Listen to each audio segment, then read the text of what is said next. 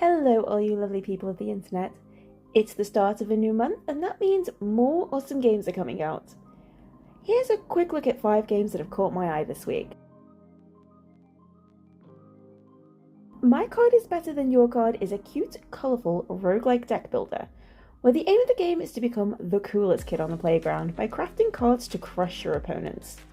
So how exactly do you do this? With stickers, of course. This game boasts over 200 stickers, each with unique effects, which means there is a crazy level of customization in this game. So pick a strategy you like, equip the stickers to customize your cards to make it happen, and then wow your friends and rivals with your original designs. To get yourself started, there are 10 starter decks, each with unique styles, and you can further expand your collection with sticker packs that can be purchased in-game. It's not just about the battling though. My Card is Better Than Your Card also boasts a number of side activities to expand your sticker collection, from claw machines to digging for hidden treasure.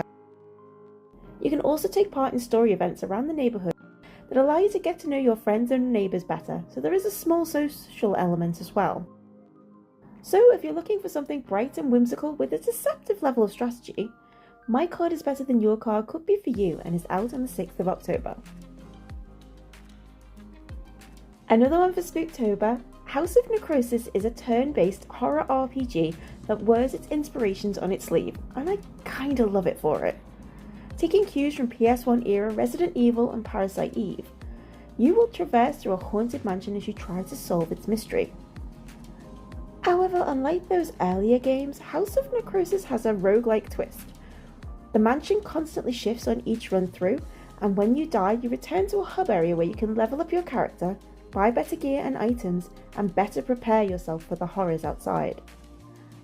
I also have to admit I'm kind of a sucker for low poly PS1 era graphics, and this absolutely smashes that aesthetic, and gives it a somewhat surreal atmosphere that I just adore. Also, it's a solo dev effort, and you know I'm all for supporting people who have the talent to do what I can't. So if this looks like your brand of spooky, then give the demo a go. House of Necrosis is out on the 6th of October. Okay, here's one for you VR lovers out there. Rager is a fast-paced, rhythm-based action brawler where you are thrown into epic battles and you must prove your warrior worth. You gain access to 6 different weapons which you must master to conquer each of the 12 levels. I will say this game looks absolutely crazy, with the action being frantic and wild, and it gives me vibes of Doom 2016 with its environments, although in no way is it an FPS. If anything, it feels more like Beat Saber on crack, as the game features full 360 gameplay, so you will have to learn enemy patterns quickly, as otherwise you will get attacked from behind and game over super fast. This is also true of the game's bosses, of which there are currently 3, which look to have complicated patterns and attacks to master. Also, I have to say I am loving the visuals. The neon wireframe enemies contrast really well with the dark atmospheric backgrounds, and the soundtrack is absolutely banging. Which I know might not be to everyone's taste, but holy hell, I'm living for it. If this looks like this could be your poison, then Rager is out on the 9th of October in early access. FLOSS is a fast-paced, demanding top-down shooter that places you in a series of carefully crafted battle scenarios, where aggression is rewarded and pretty much required to succeed. There is no softly passive play in this game. It demands 120% at all times. You will die. A lot. But the game keeps it snappy, so will thrust you back into the action quickly. FLOSS doesn't just throw you out there with nothing though. You'll have a dash that will decimate most enemies, a shield to tank a hit or two, and 6 weapons that are available from the start. No switching between levels, just there for you to use as you see fit.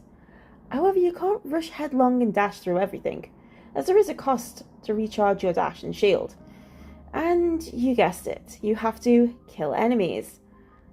You can also modify and upgrade your loadout so you can figure out what playstyle fits you and roll with it. So if fast action with a hint of strategy is your jam, then FLOSS could be your next love. It's out now for the lovely price of nothing, so you have no excuse not to pick it up. I know I have.